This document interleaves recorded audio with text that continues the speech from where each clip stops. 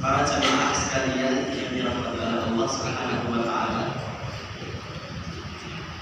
Assalamualaikum warahmatullahi wabarakatuh. Waalaikumsalam warahmatullahi wabarakatuh.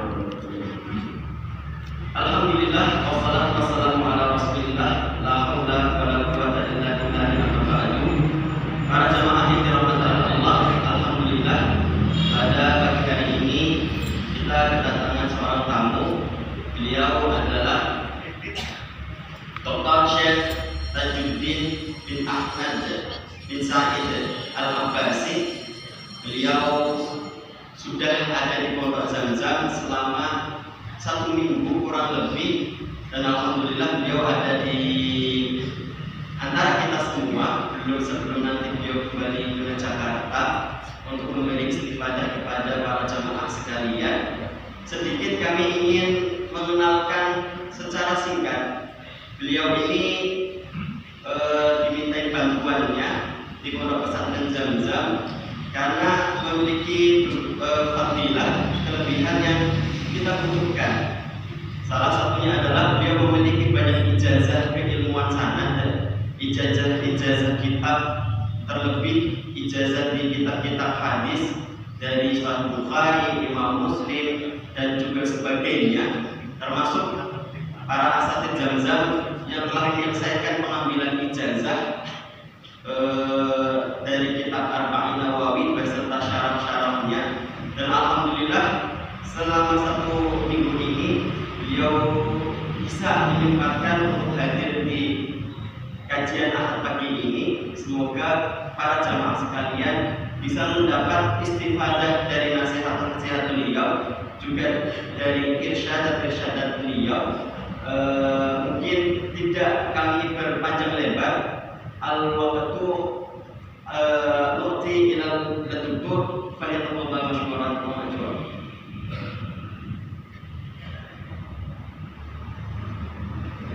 Alhamdulillah hamdan kama yuhibbu. Allahumma lakal hamdu hatta tarda, wa lakal hamdu min ba'di ridha, wa lakal hamdu abadan abada. Wa usalli wa usallimu ala sayyidina wa qaidina wa qudwatina wa ustadina Rasulullah sallallahu alaihi wa sallam. Thumma ma ba'd. Ayyuhal fudala, assalamu alaikum warahmatullahi wabarakatuh. Waalaikumsalam.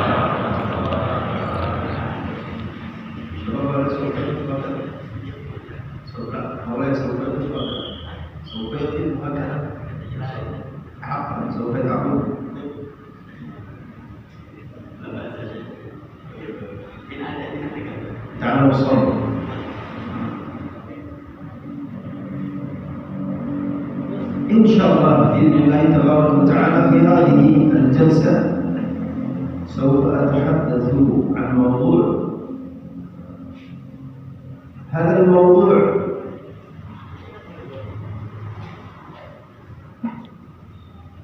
لو أنك أيها المسلم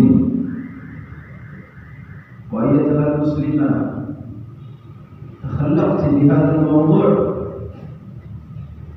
بإذن الله تبارك وتعالى حصلت وحصلت على سعادة الدنيا. Pada kesempatan pagi hari ini beliau ingin menyampaikan sebuah materi, yang materi ini apabila bisa dilakukan oleh kita dan menjadi sifat kita semua dalam kehidupan sehari-hari, insya Allah yang namanya kebahagiaan dan kesejahteraan hidup bukan hanya sekedar di dunia, tapi sampai di akhirat, insya Allah bisa didapatkan. سعادة الدنيا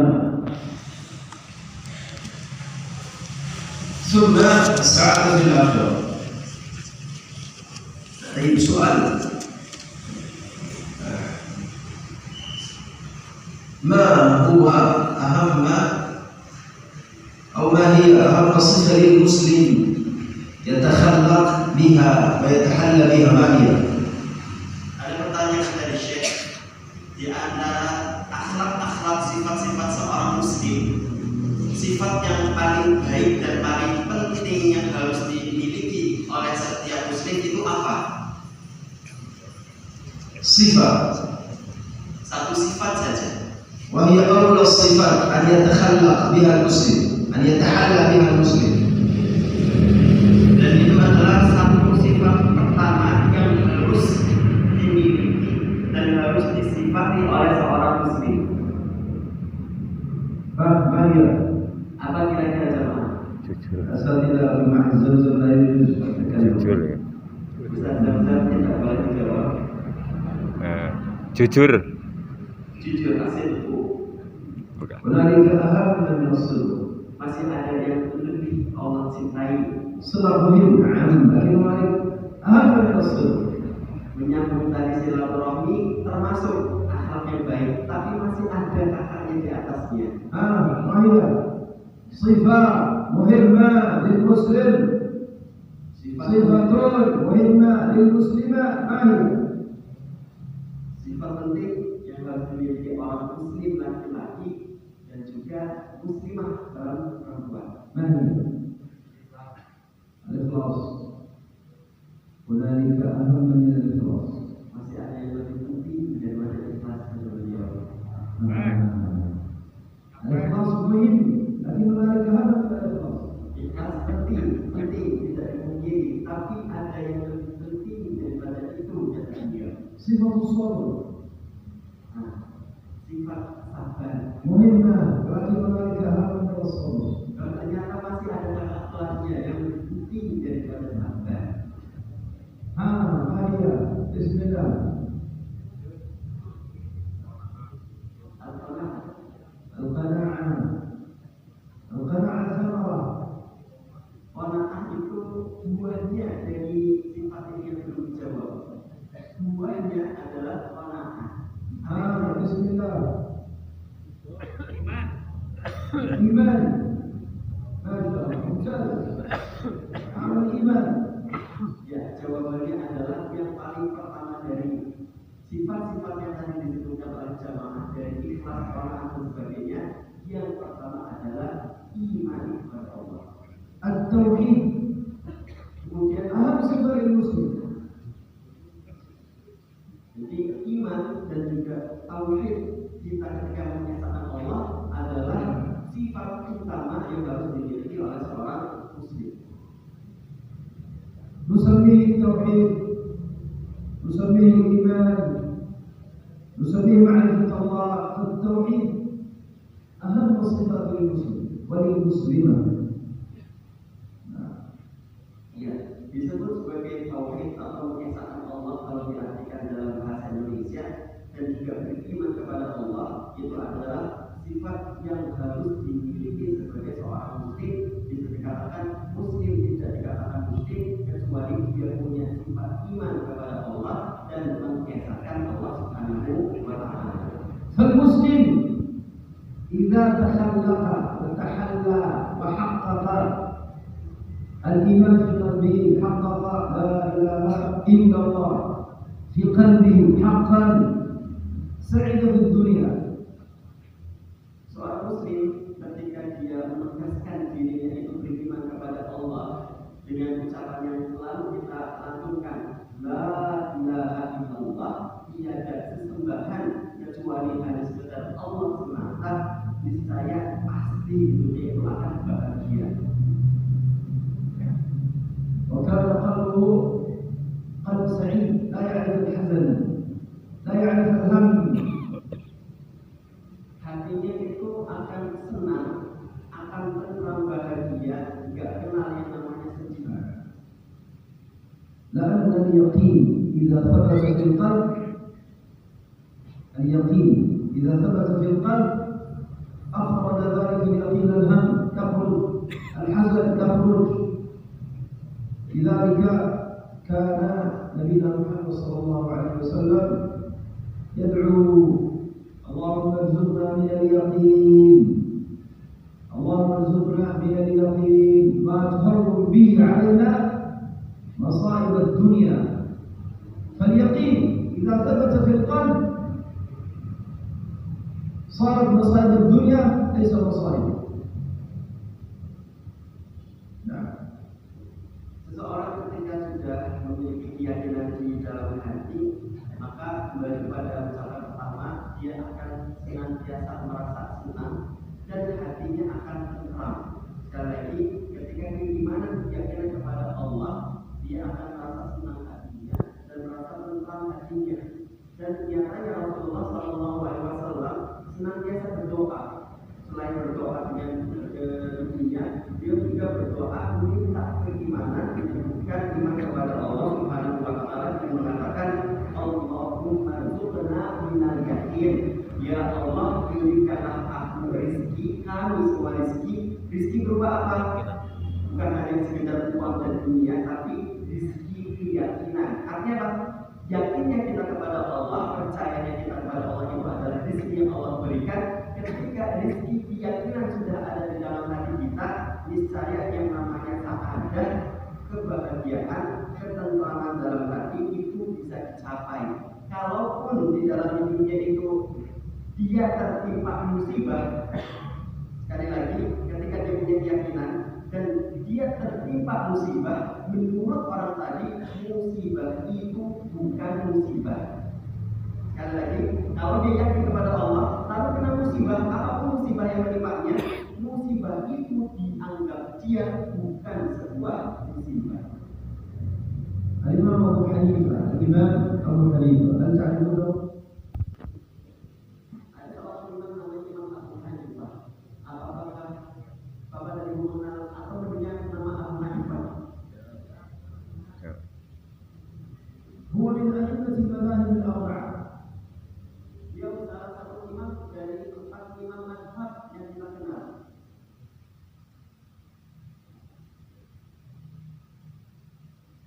مذهب الأحناف صاحب المذهب الإمام أبو حنيفة.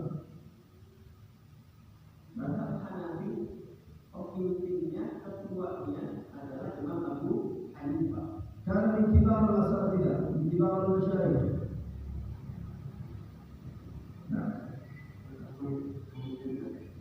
أخشى وكنت كذلك إذا قلت قوي سوف يدخل رأسك. نعم. Dia من termasuk قال سوف يدخل معي. Dia termasuk imam 4 mazhab dan dia pemimpinnya. الإمام أبو حنيفة قلت هو من كبار الأساتذة. Termasuk ulama-ulama kibar, ulama-ulama senior. وفي نفس الوقت من كبار التجار، كان صاحب مال عنده تجارات.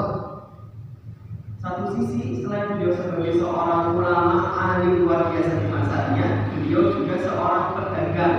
Jadi nggak miskin-miskin amat, tapi beliau punya pekerjaan sebagai seorang pedagang.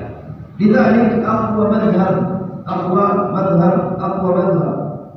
من المذاهب الأربعة، مذهب الأحناف، مذهب المالكية، مذهب الشافعية، مذهب الإمام أحمد، أقوى مذهب في فقه المعاملات وأدق مذهب الأحناف. السبب أن أبو حنيفة عليه رحمة الله كان إماما وكان ممارسا للتجارة،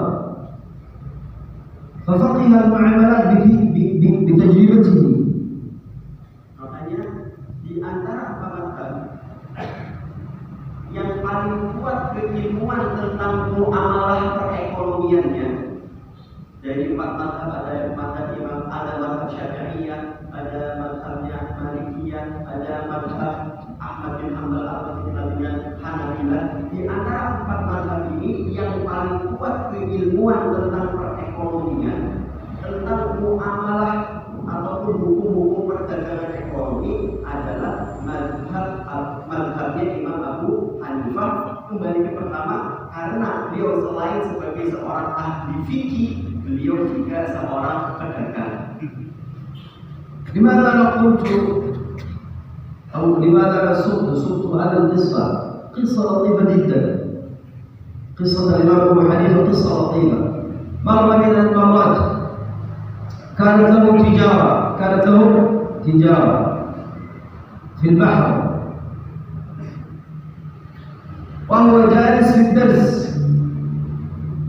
جاء أحد من الناس قال يا إمام التجارة التي لك التي في البحر غرقت في الماء، كل التجارة غرقت في الماء. وأبو حنيفة جالس في الدرس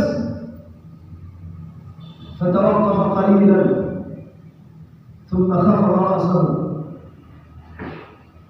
ثم رفع رأسه ثم قال الحمد لله واستمر في الدرس ما توقف.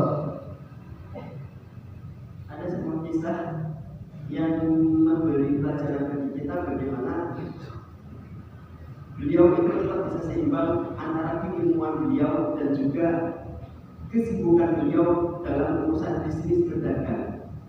Beliau itu punya bisnis, yang bisnis itu harus sampai ke luar daerah dan menyeberangi lautan.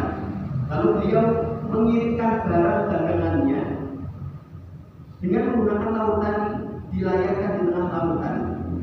Dan beliau ada di tempatnya seperti biasa, beliau tetap mengajar sebagaimana biasanya. Bahasanya kita mungkin ekspor barang ke luar negeri. Suatu ketika barang yang dikirimkan oleh Imam Abu Hanifah terkena kecelakaan, tenggelam semua barang dagangan Imam Abu Hanifah, tenggelam semua harta benda yang ingin didagangkan oleh Imam Abu Hanifah di dalam lautan. Ketika berita itu sampai kepada Imam Abu Hanifah bahwasanya barang dagangannya itu tenggelam, barang dagangannya itu tidak tersisa seberapapun, Imam Abu Hanifah ketika mendapatkan berita itu sedang ada di majelis, sedang mengajar murid-muridnya, sedang menyampaikan ilmu kepada para jamaahnya, mendengar berita itu hanya sekedar tertunduk kepalanya saja. Hanya sekedar tertunduk kepalanya saja. Ketika beliau mengangkat kepalanya, lisannya, ucapan pertama yang keluar dari lisannya beliau adalah Alhamdulillah. ثم ما زال الإمام في الدرس في نفس المجلس في نفس الدرس.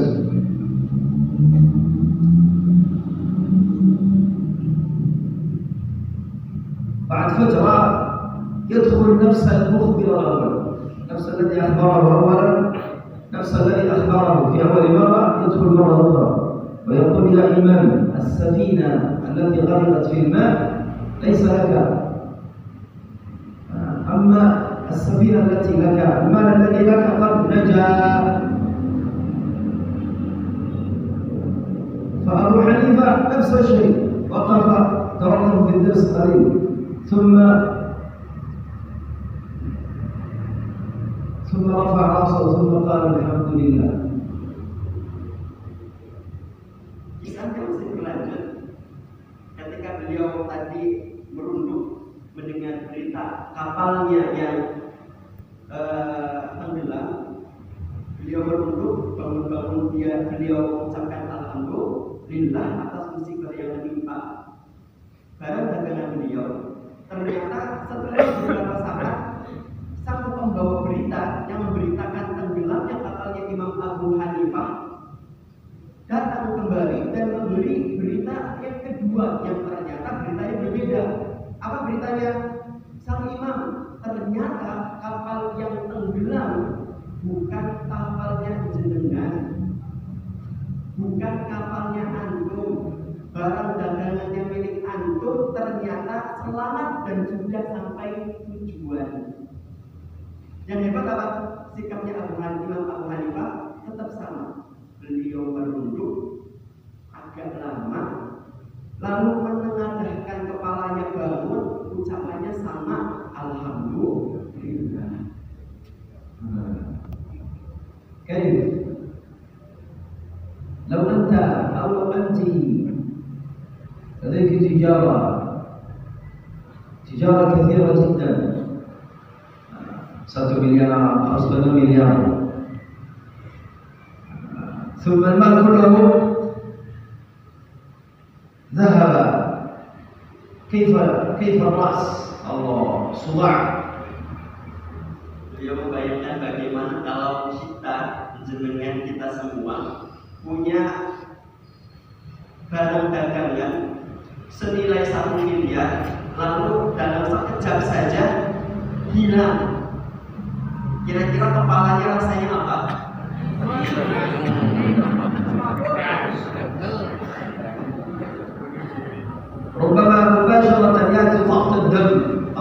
ينتفع مباشرة. Mungkin kata beliau bukan hanya sekedar kepalanya sakit pusing, tensi darahnya mungkin langsung naik tinggi. وممكن كذلك مباشرة ذات السكري. Atau mungkin gula darahnya itu yang langsung meningkat tajam. وبعضهم أول ما يأتي الخبر خلاص سمع الخبر ماتي. Atau memang ada di antara orang mungkin yang mendengar berita 1 miliar itu tiba-tiba sekejap bilang langsung mati saja.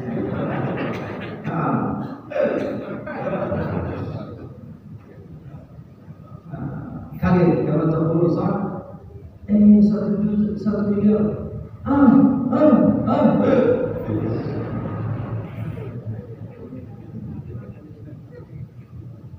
ولكن أبو حنيفة الجواب واحد.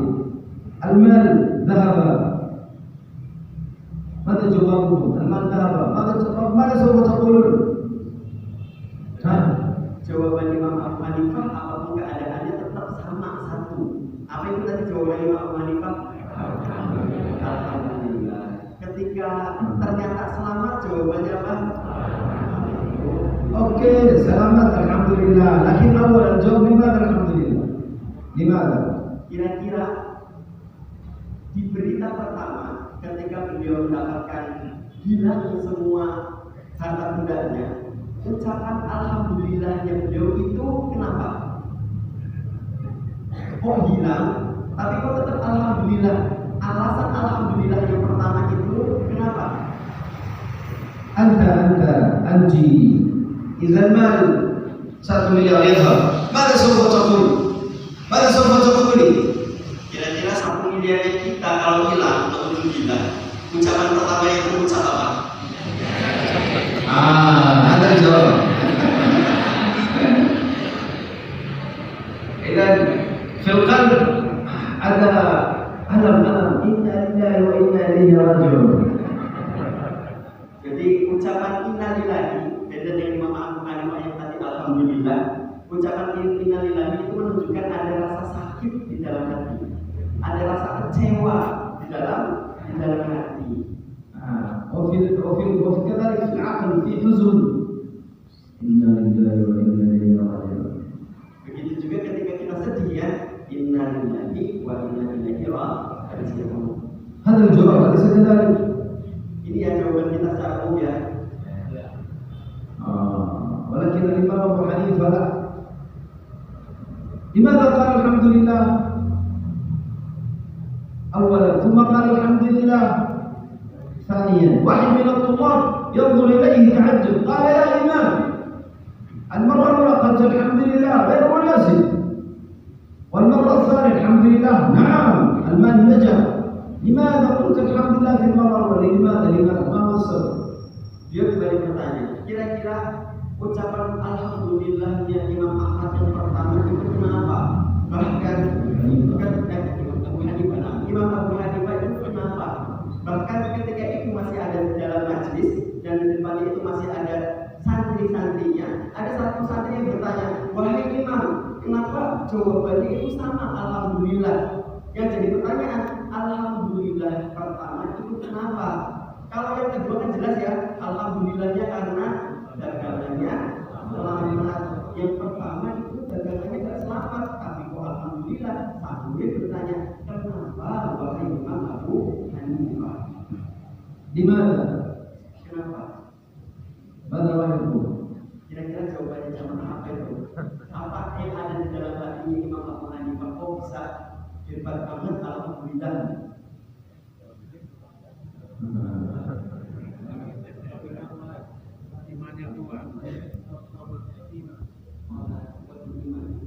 الإمام أبو حنيفة عليه رحمة الله لما جاء الخبر فسد المال هو فعل هكذا أليس كذلك؟ ثم رفع رأسه أليس كذلك؟ Ketika berita pertama, Imam Abu Hanifah menundukkan kepalanya, ya, menundukkan sebelum alhamdulillah, menundukkan kepala terlebih dahulu, betul kan? ماذا فعل؟ Menundukkan kepala. أبو حنيفة قال قلبي هو ينظر إلى قلبي هل قلبي حزنة بقدر الله؟ المال هلك بقدر الله، فنظرت إلى قلبي نظرت إلى قلبي هل قلبي حزن لقدر الله؟ فوجدت الرضا في قلبي فقلت الحمد لله على سلامة قلبي. يعني لا يفكر في المال. الله أكبر. Jadi jawabannya ini jawaban apa ya? Jawabannya kenapa beliau bisa menjawab alhamdulillah dan kenapa beliau ketika mendapatkan berita sedih itu merunduk. Beliau merunduk melihat keadaan hatinya, sedang memuhasabah hatinya dan sedang menilai hatinya. Ketika beliau merunduk dan mendapati hatinya kok tetap ridho, tetap rela, bahasa kitanya tetap legowo. Dari kelegowoan hati tersebut, oh hati aku masih legowo, lalu ucapannya alhamdulillah, hatinya masih legowo, hatinya masih ridho, hatinya masih rela kepada Allah Subhanahu wa Ta'ala. Lalu ucapannya alhamdulillah. Wa amma alhamdulillah الثانية alhamdulillah الثانية ليس كما نظن نحن نظن قال الحمد لله المال نجا، لا، هو كذلك في المرة الثانية فعل هكذا ثم رفع رأسه قال نظرت إلى قلبي لما جاء الخبر المال ليس لك، مالك قد نجا. قال فنظرت إلى قلبي هل فرح بمجيء الدنيا أو لا؟ هل فرح القلب بمجيء الدنيا؟ فرأيت الثبات في قلبي، رأيت الاطمئنان في قلبي، ليس الاطمئنان بالمال ولكن الاطمئنان بالله. فقال الحمد لله على سلامة القلب وليس على نجاة المال. Ada yang kedua, kira-kira kenapa Imam Abu Hanifah ngomong alhamdulillah juga? Senang. Ya, karena selamat gitu ya.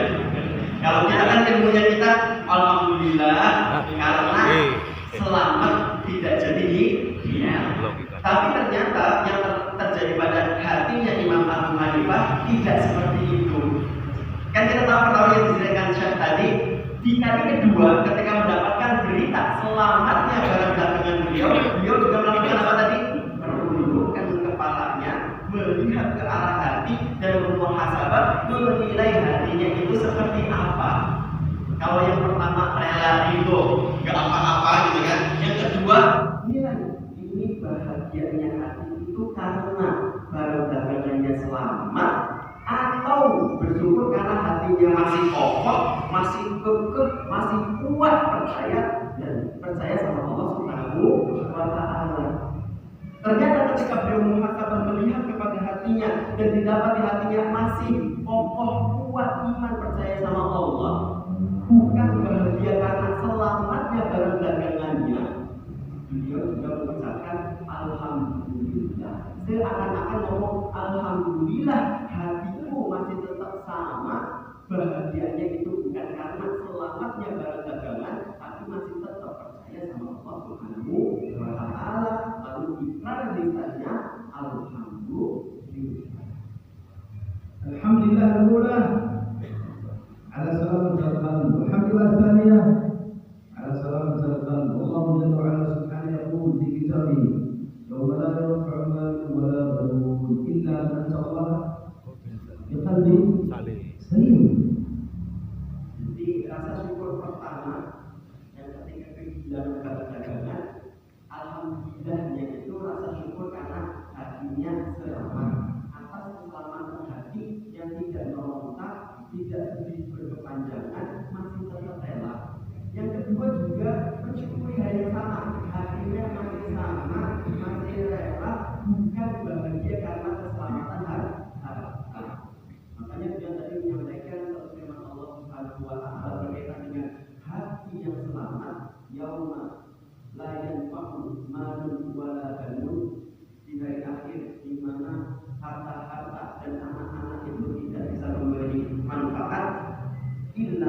Allah biqalbin salim, kecuali yang datang menghadap Allah, mati menemui Allah, datang membawa hati yang selamat, hati yang sehat. Contohnya hatinya Imam Abu Hanifah. لذلك يا أحب الفضلاء سلامة القلب بقوة التوحيد. نعم. Jadi selamatnya hati dan sehatnya hati itu faktor utamanya adalah dua lima tauhid kepada Allah Subhanahu wa taala, mengesahkan Allah Subhanahu wa taala. كثرة الحزن كثرة الهم دليل على ضعف التوحيد.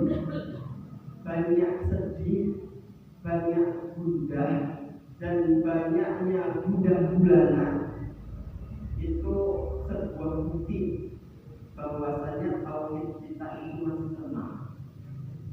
ما هو التوحيد؟ ما هو التوحيد؟ Apa itu tauhid, kata Syekh? Dia bertanya, ما هو؟ apa itu tauhid? Al-yaqin. اليقين. التوحيد هو أن تعرف الله، التوحيد هو أن تعرف Allah. Tauhid itu sebenarnya Anda, kita semua kenal sama Allah, أن تكون عارفا بالله. mengetahui siapa Allah. كيف؟ Bagaimana caranya? أنا سوف أسأل أسأل الكبار والصغار لكن لا ترضوا مني. أنا سوف أسأل طلاب زمزم أو أسأل واحد من الكبار ماذا رأيكم؟ Dia pengen tanya, entah nanti yang jawab santri dari santri Zamzam atau mungkin dari jamaah dari luar. Kira-kira jawabannya apa? كيف رأيكم؟ أول يقولون أسأل واحد من الكبار أو أسأل طلاب زمزم. Mau tanya santri Zamzam dulu atau bapak-bapak terlebih dahulu? Santri. Satu syiar awalan sih. هم يقولون هل أسأل أسأل الطلاب أو أسأل واحد من الذين من الخارج ماذا رأيهم هم أولا؟ Beliau menawarkan mau tanya kepada santri Zamzam dulu, dari jamaah ada yang dari santri Zamzam dulu atau dari jamaah selain santri? Yas'al atau anta tas'alun? أنا سوف أسأل عندي أنا سؤال. Beliau punya satu soal dan belum disampaikan soalnya. Kira-kira soal ini yang mau dijawab santri Zamzam dulu atau jamaah dulu? أنا عندي سؤال. أنا أريد أسأل. Ya, ya. أنا عندي سؤال. هل أسأل أول طلاب من زمزم أو أسأل واحد منهم؟ Anda tas'al imma anda al-awwalan min Zamzam atau minal muslimin. نعم. ماذا رأيهم؟ أنا أستأذنهم أولا. Beliau minta izin dirinya. Beliau punya pertanyaan dan pertanyaan ini enaknya kita izin sama antum mau bertanya sama santri Zamzam dulu atau kepada bapak-bapak أول ليس شرط طلاب زمزم ممكن هم إذا يقدروا. atau mungkin bapak dan ibu saja silakan. Nah, Ada yang mau أنا أريد أسأل ليس هم يسأل. أنا أريد أسأل. beliau yang akan tanya jenengan. oh, Ustaz yang akan tanya jamaah. silakan. Ada yang mau menjawab silakan angkat tangan. Pertanyaannya belum dilontarkan. Asal fitrah ya Ustaz. Nah. Soalnya belum dilontarkan, tapi pengen kita siapa yang pengen jawab terlebih dahulu. Pertanyaannya duduk.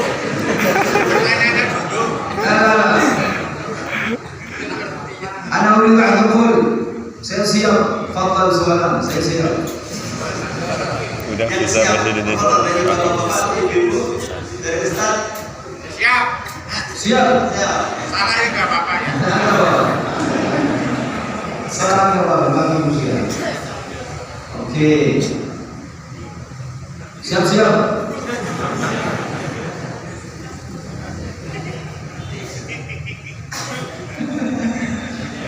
Mungkin. Baik. Dim. Mas buka. Namanya siapa Pak? Gak pernah namanya siapa? Yumono.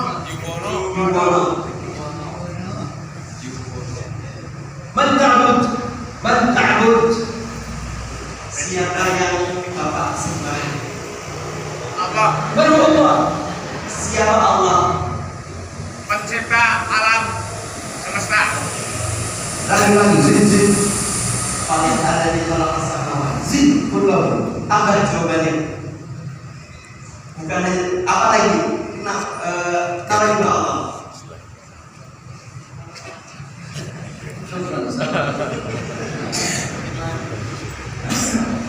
Ya jelas. Allah yang maha kuasa. Huwa bada yufakir. Bada Allah yufakir. Yufakir al-amri.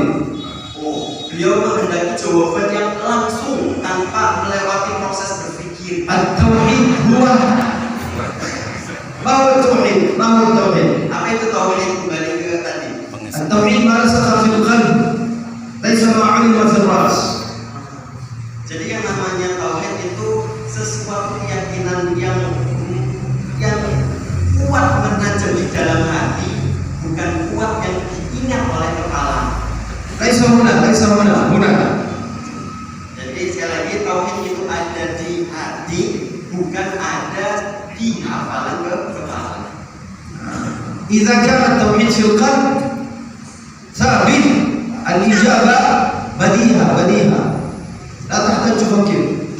Jadi menanggapi pertanyaan tadi gitu ya, ketika yang namanya tauhid itu kuat yang ada di dalam hati, lalu diberi pertanyaan tentang tauhid, jawabannya itu akan langsung, akan cepat, tidak perlu berpikir panjang. Fahimtum? Huwa bada Jadi di jawaban yang kedua yang mikir, yang pertama pencipta, ya itulah tauhidnya beliau. Tauhidnya beliau, maknanya beliau tadi tauhidnya beliau. Di jawaban yang kedua mulai mikir seperti itu baru tauhid hasil dari kepala. Tauhid hasil dari kepala. fil qabr. Al-malak ya'ti yaqul laka, "Heyo!" Allah. Marabuka. Kaget. إذا كان التوحيد ثابت ما ربك؟ الله.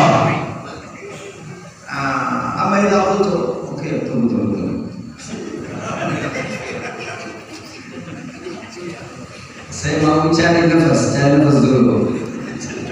Tapi سوف يضربك. Contohnya beliau itu bahwasanya hati yang ada di dalam hati ketika kita sudah ada di alam kubur, kedatangan malaikat, lalu malaikat tanya, "Man rabbuka?" Siapa Tuhanmu? Hati menjawab, Allah. Jadi malaikat nggak butuh nanti, saya mikir dulu. Tapi Allah langsung yang melekat di dalam hati dan menancap kuat, itulah jawaban Allah yang katanya dari hati, bukan datang dari hafalan kepala. Antum jawab, "Man rabbuka?" Aduh. Astagfirullah. Aduh. Atau ketika dijawab ditanya man rabbuka, jawabnya na'udzubillah itu. Aduh. أحيانا إذا أنتم كانت فجأة صح؟ كانت ليس لا إذا تخاف فجأة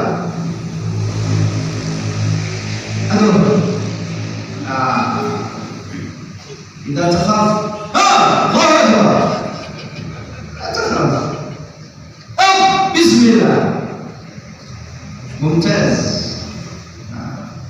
ليس Jadi aplikasinya di kehidupan kita ketika masih hidup, ketika kita kaget ataupun dirundung rasa takut, aplikasinya ya, ketika kita kaget ataupun dirundung rasa takut, yang keluar dari lisan kita itu bukan hah, bukan aduh, tapi Allahu Akbar. Tapi Allahu Akbar.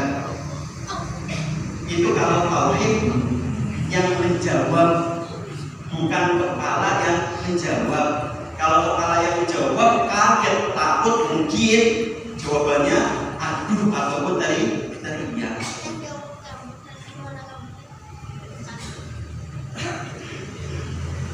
مرة كنت في ماليزيا مع صديقي من الأساتذة وهو يسوق السيارة وهو لا ينتبه يتحدث معي وأنا أتحدث معه هو غير منتبه وأنا غير منتبه حتى سيارته مع السيارة الثانية هكذا خلاص باقي قليل جدا ولو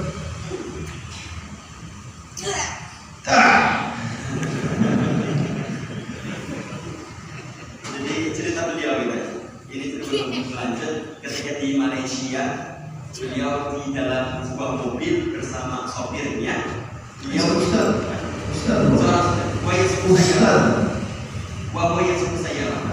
كنا في زيارة مع بعض.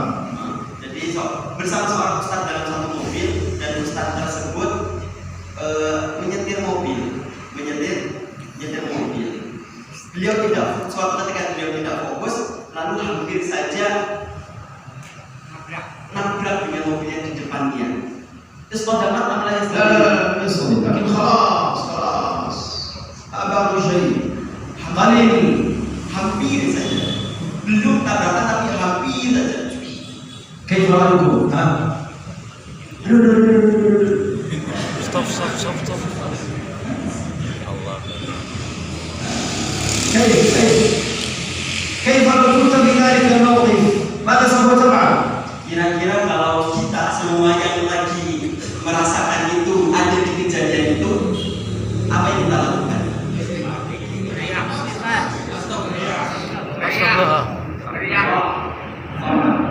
تصيح تقول ماذا تصيح؟ Kalau teriak apa yang tidak diteriakkan? Teriakkan. Setan. مشكلة حقا ولكن هذا الأستاذ هاشم أبو سليمان خريج الأزهر الأزهري الأستاذ الأزهري ويوميا أنا أعرفه يومي عنده يوميا ورد عنده يوميا ورد من لا إله إلا الله 600 مرة يوميا والله لما السيارة اقتربت ومسك الكاميرا مع الكاميرا الله وقفت السيارة. Beliau sang sopir yang ustadznya beliau sopir itu beliau Azhari, lulusan Al-Azhar Kairo. Beliau bernama Ustadz Hashim Abu Sulaiman. Ustadz Hashim Abu Malizi. Beliau orang Malaysia. Beliau yang ditakjubi sama saya adalah wirid setiap harinya itu luar biasa. Paling tidak 700 kali wirid. 700 kali wiridnya per hari. Paling tidak. 600 600 ليس 700 600 apa? 600 يوميا per harinya. يوميا لا إله إلا الله 600 مرة يوميا. لذلك لما كانت بالسهولة مسك الكامل ماذا؟ فرامل الرن الله. Ketika merem itu bukan teriak gitu, Allah.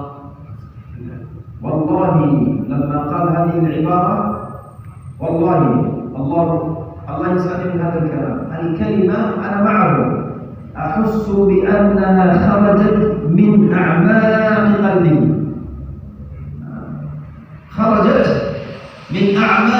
قلبي ليس فقط من القلب داخل القلب خرجت الله. Kemampuan dari beliau ketika secara spontan ngomong Allah, itu ucapan Allah bukan hanya sekedar datang dari hati saja, tapi itu ucapan Allah datangnya dari sanubari terdalam sekali daripada syaitan, daripada ustaz tadi yang menyetirkan. لذلك يحب الفضلاء idza tauhid thabata fil qalb al-ijabah badiyah. Tauhid ketika melekat kuatnya itu di dalam hati. Sekali lagi, ketika tauhid melekat kuatnya itu di dalam hati, jawaban dari tauhid itu akan cepat dan akan istilahnya bagi itu spontan. الحديث في صحيح الإمام مسلم. الحديث في صحيح الإمام مسلم. رجع النبي من غزوة ذات الرقاع. رجع النبي من الغزوة. ولما رجعوا النهار معروف السعودية حارة جدا، فالنبي أراد أن ينام في النهار يستريح لأنهم تعبوا ورجعوا من جهاد. فالصحابة نظروا أظل شجرة، أكثر شجرة فيها ظل، أكثر شجرة فيها ظل، فتركوها لرسول الله صلى الله عليه وسلم. وتفرق الصحابة يستمعون فناموا ونام النبي. هذا رجع من جهاد، الجسم متعب فنام ما أحس بشيء، وعلق سيفه فوق الشجرة. سيف النبي ما كان تحت في رأسه، لا، علق السيف فوق الشجرة وناموا كلهم ناموا. فجاء رجل من الكفار وجد الصحابة كلهم في النوم ورسول الله نايم وسيف النبي فوق الشجرة. هذه فرصة سوف أقتل محمد، فرصة. begitu hatta wasala ila nabi wa begitu akhadha as-sayf wa begitu akhraj as-sayf. بعد ما أخرج السيف في يده أيقظ النبي صلى الله عليه وسلم. أيقظه، هيو قل أيقظ النبي. فاستيقظ النبي صلى الله عليه وسلم من النوم والسيف في يد الكافر. الله أكبر. Ada sebuah kisah di zaman Rasulullah SAW ketika beliau dengan para sahabatnya pulang dari sebuah peperangan yang namanya peperangan Dhatul Riqa. Peperangan Dhatul Riqa itu peperangan yang sangat berat sekali di antara peperangan-peperangan yang terjadi sama Rasulullah dan juga para sahabatnya. Ketika pulang dari peperangan, فقام يمنعك مني الله كيف. si kafir tanya sebenarnya Ustaz tadi, man yamna'uka ini, siapa yang bisa menjadi penghalang antara saya dengan kamu wahai Muhammad? Maksudnya apa? Siapa yang bisa menyelamatkan kamu? Mungkin terjemahannya nanti itu. في رواية قال له النبي الله مرة. Dalam itu riwayat jawaban Nabi yang secara spontan tadi, jawabannya langsung Allah. وفي رواية قال له النبي الله الله الله فسقط السيف في يده. Dalam riwayat yang lain, riwayat yang berbeda, jawab Allah dengan keras tegas 3 kali, Allah Allah Allah, tangan pedang yang ada di tangannya tiba-tiba terjatuh. الله أكبر. لأن الله خرجت من قلب عارف بالله وهو رسول الله. Karena jawaban Allah tadi datangnya dari hati, dari sosok yang paling kenal kepada Allah, dan itu adalah Rasulullah SAW. فأخذ النبي السيف. لما صار النبي مباشرة أخذ السيف. الله يمنعك مني. Giliran pedangnya jatuh diambil sama Nabi, lalu Nabi bertanya pada orang kafir tadi, nah sekarang siapa yang bisa menghalangi saya dengan kamu, atau siapa yang bisa menyelamatkan kamu dari pedang ini? من؟ هل له إله؟ Apa si kafir punya Tuhan? Enggak. ما في. لذلك أيها الأحبة الفضلاء، الخلاصة كيف ندخل الإيمان إلى قلوبنا؟ كيف؟ Jadi intisarinya adalah bagaimana caranya kita memasukkan keimanan, yakin kepada Allah supaya sampai ke dalam hati kita. كيف نتعلم الإيمان البديهي؟ Bagaimana caranya mempelajari iman yang kayak tadi, spontanitas, karena memang ada di dalam hati. ليس الإيمان العلمي الذي هنا. Bukan hanya sekedar keimanan yang dihafal atau diketahui di kepala saja. Imanun ilmi. Termasuk juga mungkin kita yang baru buka mushaf Al-Quran, baru baca sedikit lalu mengantuk, itu bisa Jalla jalaluhu subhanahu huwa al-malik kull al-'alam tahta mulkihi huwa al-qadir kull al-'alam tahta qudratihi la mani'a lima a'ta wa la mu'ti lima mana'. Huwa Allah huwa al-shafi subhanahu huwa Allah huwa al-kafi jalla jalaluhu subhanahu huwa Allah huwa al-raziq. Asma Allah al-husna. Alaysa kadhalik? dari Asmaul Husna.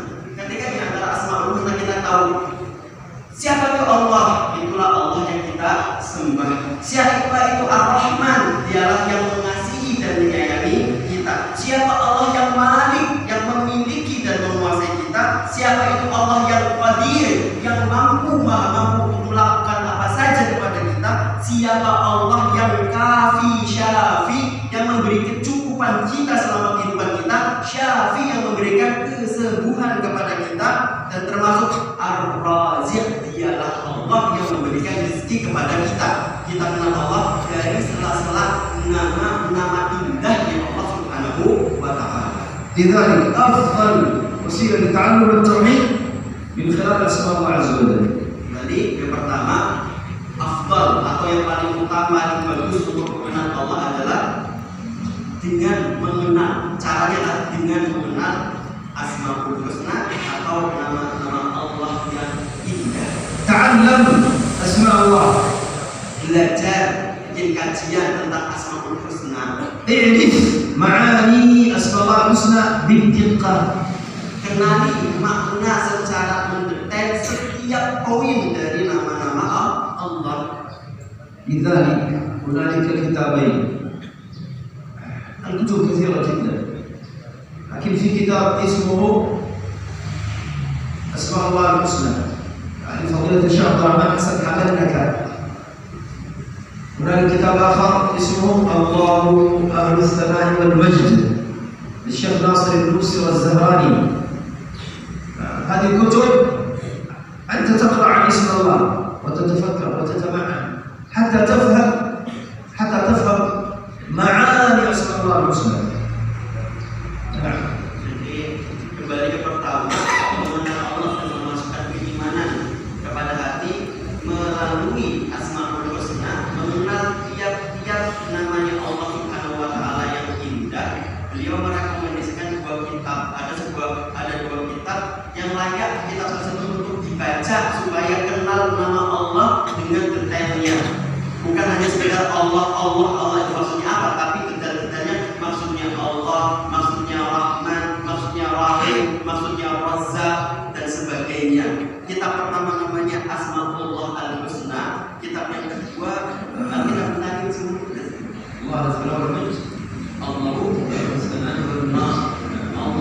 Allahu Akbar Tanah wal Majdi. Mungkin kalau saya artikan, dialah Allah yang maha terpuji dan maha perkasa.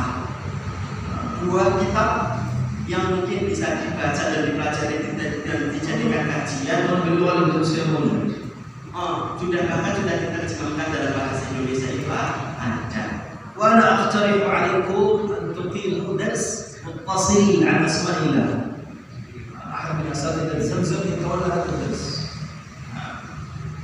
Nasihat berikutnya itu kalau bisa dan harusnya bisa untuk mengadakan dars mutasil, kajian yang berkesinambungan, bukan hanya sekedar panas di awal lalu adem di akhir, dan berkesinambungan tentang kajian Asmaul Husna, Untuk mengajar tersebut, insya Allah beliau Syekh mengatakan dan sudah kenal dengan Ustaz Zamzam itu insya Allah mampu untuk mengajarkan kajian tentang bagaimana mengenal Asmaul Husna. ثم بعد ذلك أكثر من ذكر أسماء الله الحسنى بينك وبين أولادك بينك وبين أصدقائك أكثر. Yang kedua adalah memperbanyak zikir, nyebut nama Allah dengan Asmaul Husna tadi. Ya Allah, Ya Rahman, Ya Rahim. مثلا ابنك تقول ابني يا ولد من الرازق؟ هذا سؤال ويبدأ الولد يتكلم. Salah satunya mengenalkan juga ke anak-anak kita, sering nanya kepada anak kita supaya dari kecil itu tahu dan mengenal. Karena yang ngasih duit bapak. لذلك النبي صلى الله عليه وسلم في الحديث قال لابن عباس يا غلام يا غلام إني أعلمك كلمات احفظ الله يحفظ. Ibnu Abbas ketika itu usianya 10 tahun. Ibnu Abbas 10 tahun sekarang kelas berapa? Kecil gitu ya. Tapi sekecil itu sudah diajarkan tauhid oleh Allah Subhanahu wa taala. Dengan bertanya, Pak, ya pulang wahai anak kecil si Ibnu Abbas, saya ingin mengajarkan 3 kalimat yang ketika kamu jaga dia, Allah akan menjagamu. Pertama, ihfadillah, jaga Allah, niscaya Allah akan menjaga kamu. Ihfadillah, jaga Allah, rajin berujaha. Kalau Allah kamu jaga Allah, kau akan mendapati Allah ada di hadapanmu. Idza sa'alta, kalau kamu minta wahai bocah, mintalah sama Allah. Wa idza ista'an nasta'in billah, kalau minta bantuan, minta bantuan sama Allah. Diajarkan lebih tinggi lagi, kalau seluruh manusia hendak mencelakaimu, mereka tidak bisa mencelakakan kamu kecuali apa yang sudah dicatat takdirnya oleh Allah. Kalaupun seluruh manusia ingin memberi manfaat kepada kamu, manfaat itu, kebaikan itu tidak akan sampai kepada kamu kecuali apa yang diajarkan, apa yang ditulis dalam takdirnya Allah Subhanahu wa taala. Ini diajarkan Rasulullah kepada Ibnu Abbas ketika itu usianya 10 tahun. Jadi nggak ada kalimat masih kecil belum tahu apa-apa. Bukan seperti itu. لذلك أوجب الواجبات تعلم التوحيد. أوجب الواجبات تعلم التوحيد. واجب الواجبات تعلم التوحيد. Kewajiban yang paling wajib, puasa wajib, sholat wajib gitu ya. Tapi ada wajibnya wajib itu adalah belajar tauhid, belajar mengenal keesaan Allah Subhanahu wa taala. أخيرا الإكثار من قول لا إله إلا الله. الإكثار من هذا الذكر. Yang terakhir nasihat beliau, mudah insya Allah setiap kita bisa dan hafal semua, memperbanyak zikir, wirid, ucap la ilaha illallah. Subhanallah. Subhanallah, Alhamdulillah. walhamdulillah, La ilaha illallah. la ilaha illallah. Allahu Akbar. الأربعة في صحيح الإمام مسلم. الأربعة في صحيح الإمام مسلم. 4 wirid ini subhanallah, walhamdulillah, wa la ilaha illallah itu ada di Sahih Imam Muslim. لا حول ولا قوة إلا بالله. زيادة عند الإمام الترمذي. Kemudian ditambahi sama Imam Tirmidzi, la haula wa la quwwata illa billah. كم في اليوم؟ كم مرة في اليوم؟ Kira-kira berapa kali dalam satu hari? ماذا رأيكم؟ Kira-kira 5 kali yang 5 kali. قليل Kali sedikit جدا sedikit sekali, جدا. banget sedikit. ها 100. 100 kali. Subhanallah, walhamdulillah, wa la ilaha illallah, Allahu akbar. La haula wa la quwwata illa billah. 100 kali. قليل Banyak. قليل Karena saya bisa sedikit. جدا. minimal. Dikit. 100.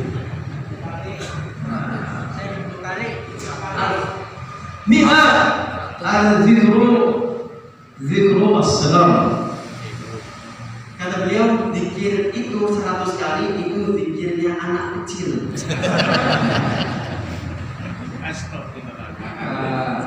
وإذا كان عمره أقل من 10 سنوات 10 يكفي. أقل من 10 سنوات. Kalau usia kita kurang dari 10, zikir tadi cukup 10 kali nggak apa-apa. لماذا؟ حتى يحفظ من العين، يحفظ من الماس. لا يصاب بعين ولا يصاب بمس. Jadi anak kecil perlu baca itu semua atau dibacakan sama orang Dia 5 tuanya kali supaya setara tidak sholat kan ada 3 kali 3 ya. ataupun kesentuh setan. Tapi masih anak kecil. Kesurupan. طيب إذا كان عمرك أقل من 30 Kalau usia kita kurang daripada 30, 100 قليل لكن 200 لا بأس.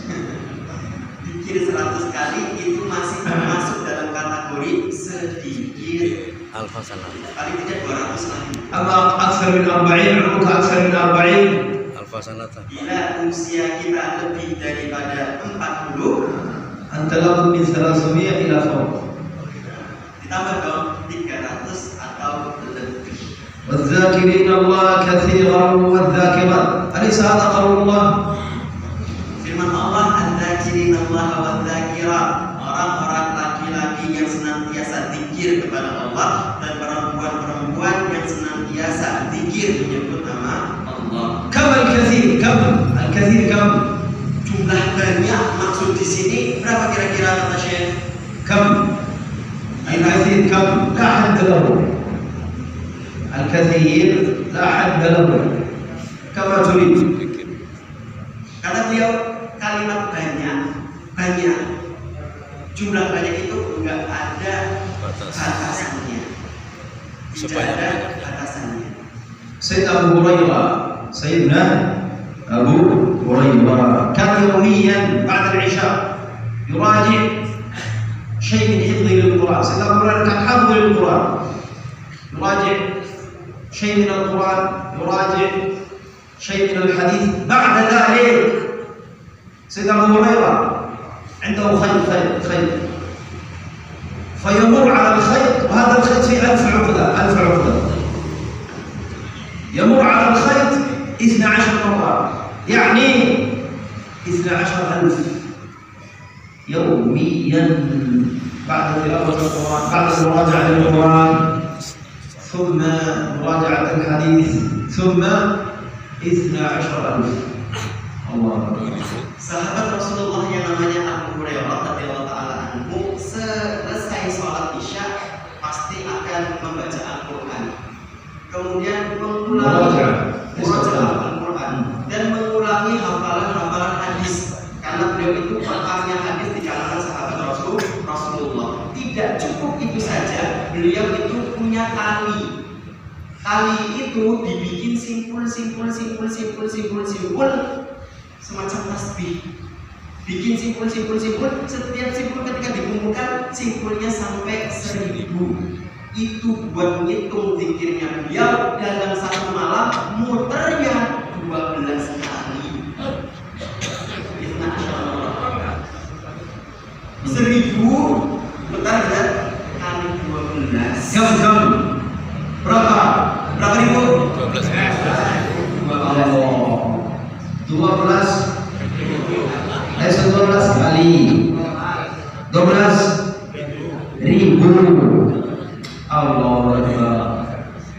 Muteran 1000. خلاص هذا الذكر موجود في القلب. لو جاء لك الموت ما ربك الله.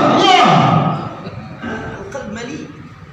Jadi kalau hati kita di dunia sering diisi kayak tadi, semisal Abu Hurairah, di akhirat kelak ketika ditanya man rabbuka, insyaallah jawabannya sekeras tadi, Allah. Malaikatnya kaget begitu. لذلك أيها الأحبة الفضلاء الكثير والذاكرين الله كثيرا والذاكرات الكثير قال أهل العلم أقل الكثير كما قل الكثير. Anu itu mengatakan membatasi patokan sedikitnya benda dari banyak itu apa? أقل الكثير كم؟ أقل الكثير كم؟ أكثر الكثير لا حد له. كم أقل الكثير؟ Kalimat sedikit dari banyak, paling sedikit itu kalimat banyak itu berapa? Sedikitnya itu berapa? 300. ليس 100 ini ذكر على كلام. 300. 300 هذا أقل الكثير. يعني لو أنت ذكرت الله 300 دخلت في قوله تعالى والذاكرين الله كثيرا والذاكرات. Artinya kalau memang zikir kita dalam satu hari itu sampai ke angka 300, kita masuk dalam firman Allah yang dipuji-puji